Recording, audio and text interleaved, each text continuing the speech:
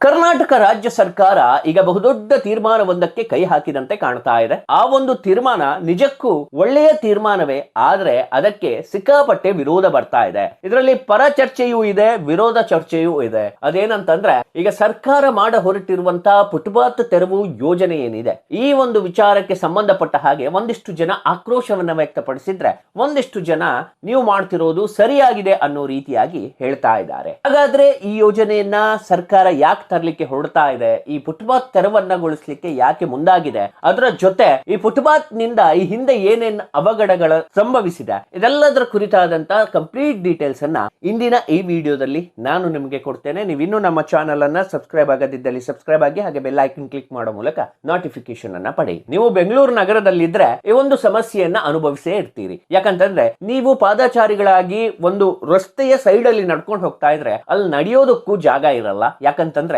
ಸಣ್ಣ ಸಣ್ಣ ಫುಟ್ಪಾತ್ಗಳೇ ಅಲ್ಲಿ ಜಾಗವನ್ನ ಆಕ್ರಮಿಸಿಕೊಂಡಿರ್ತದೆ. ಸೊ ಈ ತರ ಇರುವಾಗ ಸರ್ಕಾರ ಏನ್ ಮಾಡ್ತು ಅಂತಂದ್ರೆ, ಈ ಪಾದಚಾರಿಗಳಿಗೆ ಓಡಾಡ್ಲಿಕ್ಕೆ ಕಷ್ಟ ಆಗ್ತದೆ. ರೋಡ್ ಸೈಡ್ ಅಲ್ಲಿ ಫುಟ್ಪಾತ್ಗಳ ಸಂಖ್ಯೆಯೇ ಜಾಸ್ತಿ ಇದೆ. ಹೀಗಾಗಿ ಪಾದಚಾರಿಗಳು ರೋಡ್ ಮೇಲೆ ಓಡಾಡಬೇಕಾಗ್ತದೆ. ಆವಾಗ ಅಪಘಾತ ಸಂಭವಿಸುವಂತ ಸಾಧ್ಯತೆಗಳು ಜಾಸ್ತಿ ಇರ್ತದೆ ಅನ್ನೋದನ್ನ ಮನಗಂಡು ಈಗ ಫುಟ್ಪಾತ್ ತೆರವಿಗೆ ಮುಂದಾಗಿದೆ. ಈ ಹಿಂದೆ 900 ಜನ, ಸರಿಸುಮಾರು 900 ಜನ ಫುಟ್ಪಾತ್ ನಲ್ಲಿ ನಡೆಯೋಕಾಗದೆ ರಸ್ತೆಯಲ್ಲಿ ನಡೆಯುವಾಗ ಸಾವನ್ನಪ್ಪಿದ್ದಾರೆ ಅನ್ನೋದು ಒಂದಿಷ್ಟು ವರದಿಗಳು ಹೇಳ್ತಾ ಇರೋದು. ಸೊ ಆ ಫಿಗರ್ ಗಳ ವೇರಿಯೇಷನ್ ಇರಬಹುದು, ಆದ್ರೆ ಫುಟ್ಪಾತ್ ಇರೋ ಕಾರಣಕ್ಕೆ ಈ ಒಂದಿಷ್ಟು ಸಮಸ್ಯೆಗಳು ಆಗ್ತಾ ಇರೋದಂತೂ ನಿಜ.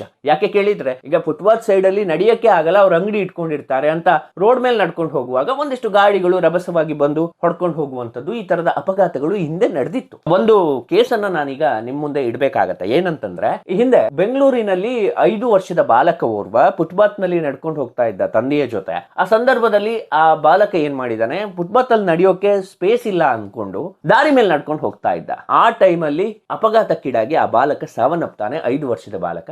ಇದರಿಂದ ಕೋಪಗೊಂಡಂತಹ ತಂದೆ ಏನಿದ್ದಾರೆ ಅವರು ಸೀದಾ ಕೋರ್ಟಿಗೆ ಹೋಗ್ತಾರೆ. ಫಸ್ಟ್ ಗೆ ಹೈಕೋರ್ಟಿಗೆ ಹೋಗ್ತಾರೆ. ಹೈಕೋರ್ಟಿಗೆ ಹೋದ ತಕ್ಷಣ ಅಲ್ಲಿ ಏನಾಗುತ್ತೆ, ಅವರಿಗೆ 7 ಲಕ್ಷ ಪರಿಹಾರವಿರುತ್ತೆ. ಆ ಪರಿಹಾರವನ್ನ 4 ಲಕ್ಷಕ್ಕೆ ಇಳಿಸ್ತಾರೆ. ನಂತರ ಅವರು ಸುಪ್ರೀಂ ಕೋರ್ಟ್ಗೆ ಹೋಗ್ತಾರೆ. ಸುಪ್ರೀಂ ಕೋರ್ಟ್ ನಲ್ಲಿ ಆ ಪರಿಹಾರವನ್ನ 11 ಲಕ್ಷಕ್ಕೆ ಏರಿಸ್ತಾರೆ. ಮತ್ತೆ ಸುಪ್ರೀಂ ಕೋರ್ಟ್ ಒಂದು ಮಾತು ಹೇಳುತ್ತೆ, ಫುಟ್ಪಾತ್ ಇರೋದು ಪಾದಚಾರಿಗಳಿಗೆ ನಡಿಲಿಕ್ಕೆ. ಈಗ ಫುಟ್ಪಾತ್ ನಲ್ಲಿ ಪಾದಚಾರಿಗಳಿಗೆ ನಡಿಲಿಕ್ಕೆ ಹಕ್ಕಿದೆ, ಆ ಹಕ್ಕನ್ನ ಕಸಿದುಕೊಳ್ಳುವಂತ ಅಧಿಕಾರ ಯಾರಿಗೂ ಇಲ್ಲ.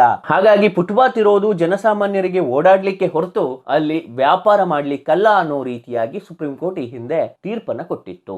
ಆ ತೀರ್ಪನ್ನೇ ತೆಗೆದುಕೊಂಡು ಈಗ ಸರ್ಕಾರ ಈ ಒಂದು ಯೋಜನೆಗೆ ಮುಂದಾಗಿದೆ, ಆಲೋಚನೆಯನ್ನ ಮಾಡ್ಕೊಂಡಿದೆ. ಇನ್ನು ಪರ ವಿರೋಧ ಚರ್ಚೆಯನ್ನ ನಾವು ಗಮನಿಸುವುದಾದ್ರೆ, ಮೊದಲಿಗೆ ವಿರೋಧ ಯಾಕೆ ಬರ್ತಾ ಇದೆ ಅಂತಂದ್ರೆ, ಬಡವರ ಹೊಟ್ಟೆಗೆ ಹೊಡಿತಾ ಇದ್ದಾರೆ. ಒಂದ್ ಹೊತ್ತಿನ ಊಟವನ್ನ ಅವರು ಫುಟ್ಪಾತ್ ನಲ್ಲಿ ವ್ಯಾಪಾರ ಮಾಡೋ ಮುಖಾಂತರ ಗಳಿಸ್ಕೊಳ್ತಾ ಇದ್ದಾರೆ. ಹಾಗಾಗಿ ಇದು ಬಡವರ ಹೊಟ್ಟೆ ಮೇಲೆ ಹೊಡೆದಂಗ ಆಗುತ್ತೆ ಅನ್ನೋ ರೀತಿಯಾಗಿ ಒಂದಿಷ್ಟು ವ್ಯಾಪಾರಿಗಳು ಹೇಳ್ತಾ ಇರೋದು. ನಾನು ಫಸ್ಟ್ ಒಂದು ಕ್ಲಿಯರ್ ಮಾಡ್ತೇನೆ. ಒಂದು, ಬೆಂಗಳೂರಿನಲ್ಲಿ ಫುಟ್ಪಾತ್ ಅಲ್ಲಿರುವಂತಹ ವ್ಯಾಪಾರಿಗಳ ಸಂಖ್ಯೆಯಲ್ಲಿ ಬಹುತೇಕ ಮಂದಿ ನಾರ್ತ್ ನವರೇ. ಅವರು ಇಲ್ಲಿಗೆ ಬಂದು ವ್ಯಾಪಾರ ಮಾಡ್ತಾ ಇರೋದು.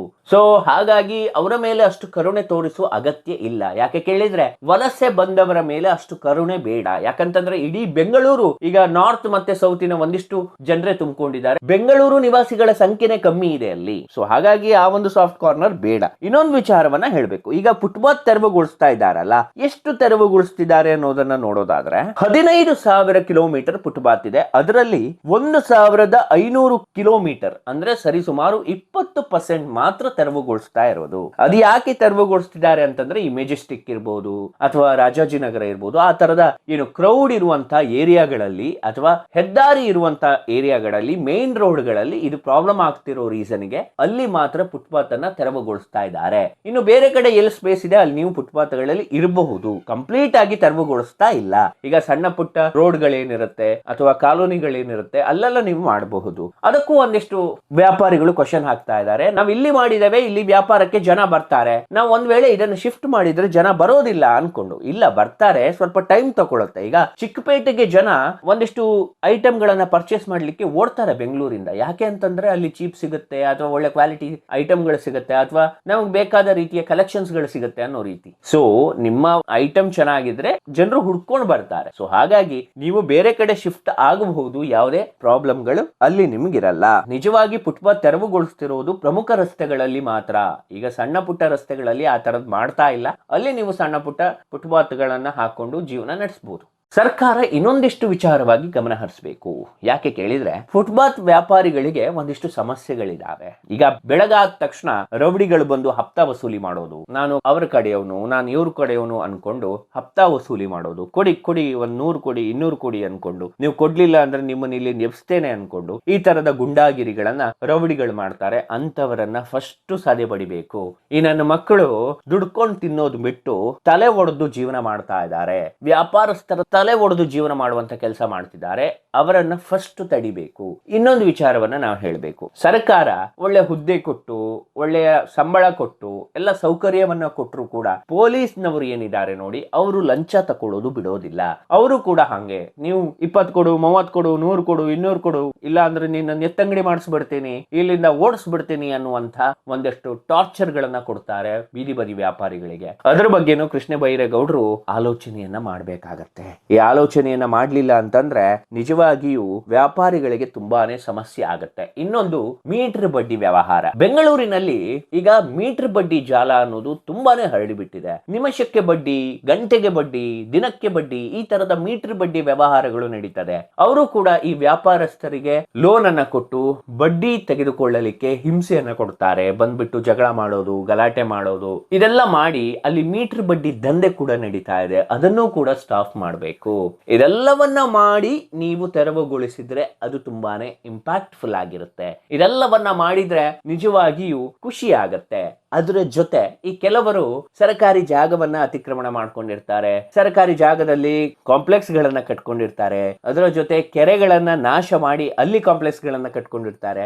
ಅವರ ಮನೆ ಮೇಲೂ ಬುಲ್ಡೋಸರ್ ಗಳನ್ನ ಕಳಿಸ್ಬೇಕು. ಈ ಫುಟ್ಪಾತ್ ವ್ಯಾಪಾರಿಗಳ ಮೇಲೆ ಹೇಗೆ ನೀವು ಕ್ರಮವನ್ನ ಕೈಗೊಳ್ಳುತ್ತಿದ್ದೀರಿ, ಅದೇ ರೀತಿಯಾಗಿ ದೊಡ್ಡವರ ಮೇಲೂ ಕ್ರಮವನ್ನ ಕೈಗೊಳ್ಳಬೇಕು. ಆವಾಗ ಮಾತ್ರ ನಿಮ್ಮನ್ನ ಒಪ್ಪುತ್ತಾರೆ ಜನ. ಬೀದಿ ಬದಿ ಹೋಗೋ ವ್ಯಾಪಾರಸ್ಥರಿಗೆ ಕೊಡುವಂತಹ ಏನು ಕ್ರಮಗಳಿದೆ ಅದನ್ನ ನೀವು ಶ್ರೀಮಂತರಿಗೂ ಮಾಡಬೇಕು. ಈಗ ಹಿಂದೆ ನಾವು ನೋಡಿದ್ದೇವೆ, ಒಂದಿಷ್ಟು ಸಣ್ಣ ಪುಟ್ಟ ವ್ಯಾಪಾರಿಗಳ ಮನೆಗಳನ್ನ ತೆರವುಗೊಳಿಸೋದು, ಈಗ ಅತಿಕ್ರಮಣ ಮಾಡ್ಕೊಂಡಿದ್ದಾರೆ ಅನ್ಕೊಂಡು ಇದೆಲ್ಲ ಮಾಡಿದ್ರಿ. ಅಲ್ಲೇ ಪಕ್ಕದಲ್ಲಿರುವಂತಹ ಒಂದಿಷ್ಟು ಶ್ರೀಮಂತರ ಮನೆಗೆ ಬುಲ್ಡೋಸರ್ಗಳು ಹೋಗಿ ವಾಪಸ್ ಬರುತ್ತೆ.